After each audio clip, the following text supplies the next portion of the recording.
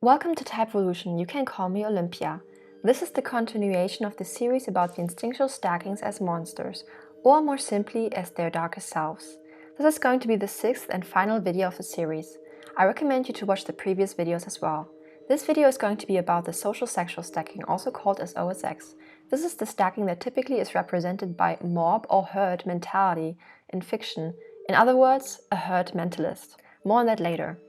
First, what are the instinctual stackings?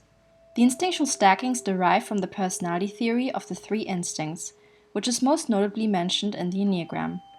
The three instincts are self-preservation, sexual, and social, and abbreviated as SP, SX, and SO. These three instincts are ordered from most personally valuable to least personally valuable in each individual, creating 6 stackings: SPSX, SXSO, SOSP, SPSO, SOSX, and SXSP.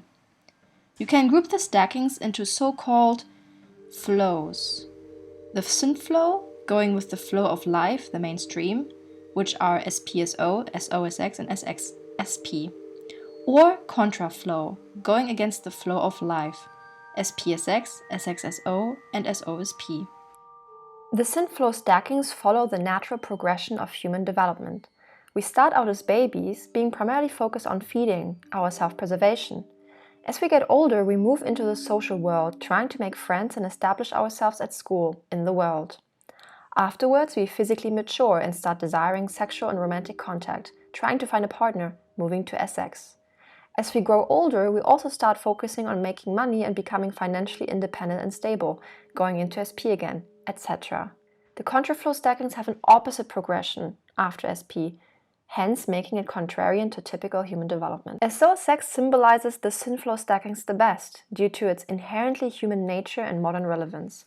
Compared to other species, the human race is highly social by default, including people whose last instinct is social in their stacking. It mostly relies on other people for survival, making the modern human race generally SOSX. Basic descriptions of the social instinct and Synflow stackings most often describe the SOSX stacking. Their main focus is on society's welfare, social belonging, platonic friendships. This is how the mainstream understanding of extroversion is basically just meaning SOSX specifically because of the social instinct and the lack of SP. However, that is problematic because SOSX individuals can actually be cognitive introverts as well, who have lower energy levels and higher subjectivity, etc. Anyhow, the SOSX focus is targeted at the mainstream or any favorite cultures and groups. Commonly, SOSX people select groups or cultural behaviors and values that are still tied to the mainstream around them. Ultimately, SOSX is orientating themselves according to the primary herd and its movements, so to speak. So they often feel pain when they stray too far away from it. This can only be alleviated somewhat if the SOSX person finds social circles that support their non-mainstream traits or views. When it comes to the sexual instinct, the social sexual stacking is typically much more concerned with finding a romantic partner and personal creativity than the SOSP. Also, the SOSX person often pours themselves into social groups with little regards to their own self-preservation.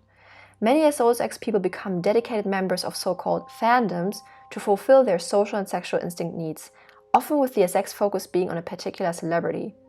When unhealthy, the fandom can become an unhealthy obsession with high demands coming from the group. At the same time, they are more fickle and unreliable than SXSO group members because their primary attachment is not towards the leader, but actually rather popularity or the group or society itself, which can be ever-moving like the herd. Due to that disposition, I call the dark version of SOSX the herd mentalist. This term is a mix of the words herd mentality, mental as in mentally disordered, and mentalist, referring to the fact that they are like under a magic spell, without a mind of their own. The herd mentalist places their entire self-worth on how the herd perceives and treats them. Because of that, the herd mentalist will try their hardest to be a part of the herd, even if that involves deception or someone's ruin. In doing so, the herd mentalist also often tries to get rid of or hide aspects of their identity that might jeopardize their place in the group. Additionally, the herd mentalist will persecute anyone who is not a part of the herd. Even at their worst, this stacking is still distinctly human and socialized in appearance and behavior. Also, they are usually rather young in age or outlook, somewhere around childhood or early adolescence, due to their detachment from practical self-preservation and not having a primary focus on the sexual instinct.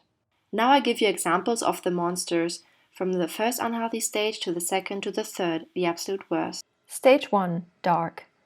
At the first stage, the person starts using darker and more twisted means in order to be a part of the group and closer to a desired romantic partner. The person either threatens outsiders, distorts who they are for the group, or threatens the group's or lovers' welfare in the process. However, their actions do not cause any irreparable damage and they try to do what is best for all. Sarah Bailey is the new girl in high school who has been struggling with accepting herself and finding friends. She gets involved with a group of witches. Sarah puts a love spell on her crush and participates in other bad spells, which moves her towards the dark side. But she sees the error of her ways. Eventually, Sarah is able to escape the toxic group, defeat their toxic leader, and become secure in herself. Sabrina is half witch, half human. On her 16th birthday, she has to choose one side. However, she tries to be both and holds on to her human life, human friends, and human boyfriend. Doing so, she is trying to defy the devil's Church of Night. However, later on she gets involved with the darker forces, and she resorts to manipulation or dark magic when she's trying to save herself or her friends and loved ones.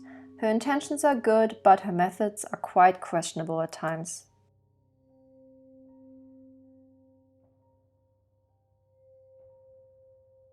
Stage 2. Darker. At the second stage, the person starts getting lost in their obsession with social approval and admiration. Their actions lead to the ruin of others or themselves. However, they may secretly be tormented by their dark behaviors and feel some remorse. Their romantic life can also turn into another obsession. Jason Carver is a student athlete and the popular captain of his basketball team in high school. In a speech, he declares his love for his girlfriend and pays tribute to some students who had died in recent years. On the night his team wins, he goes out with his buddies, whilst his girlfriend gets murdered. After one of his best friends gets murdered as well, he is starting to believe that a D&D group is actually a satanic cult and that their leader killed them. Jason turns the town against the group. He's trying to do the right thing, but he cannot get rid of his delusions, and he's set on killing the group in the end, no matter what.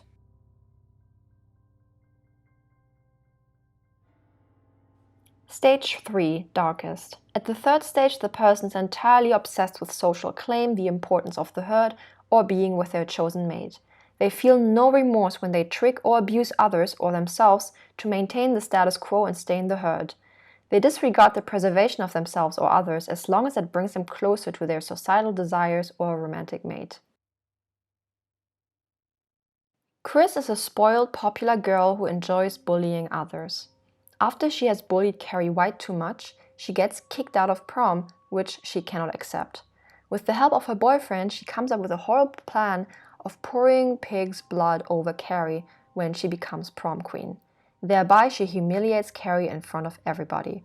Ironically, Carrie reaches the same, if not a worse, dark level. In her final form, she is at the depths of her darkness. She started at the first level of darkness and then gradually fell to the lowest. Carrie is concerned with belonging, friendship, and having a romantic partner, whilst feeling quite insecure about herself and her appearance.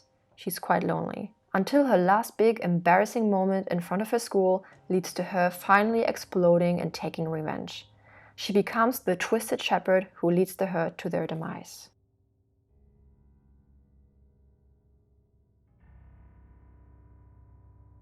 I'm the face of the seven, not you. They all love me. Well, congratulations. I mean, this constant need to be loved by everyone is kind of pathetic, but, yay!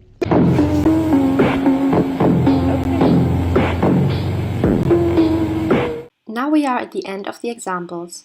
I hope you gained a better understanding or feel for each instinctual stacking based on these archetypal representations. They may also help you with typing your own stacking or the stacking of others. Because these examples are twisted and at the lowest level, I do not recommend you to identify too strongly with them. They mostly serve as a warning and representation of what will happen when someone of this stacking falls into the abyss. When it comes to typing yourself, don't be swayed too much by which monsters or characters you fancy the most, but rather which ones seem most relatable to your instinctual drives and your own dark side. Though some examples might be relatable to you even if they don't have the same instinctual stacking as you, but just because they have the same Enneagram or Jungian type as you, so be aware of that.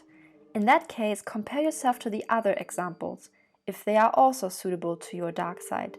Then you might be the SOSX stacking. At last, I want to point out that our inner monster awakes the more we fail to tend to our instincts. In the case of SOSX, matters of the social world and their romantic life got out of hand and its needs could not be met. The person's instinctual being is suffering. The more so, the worse the monster will be.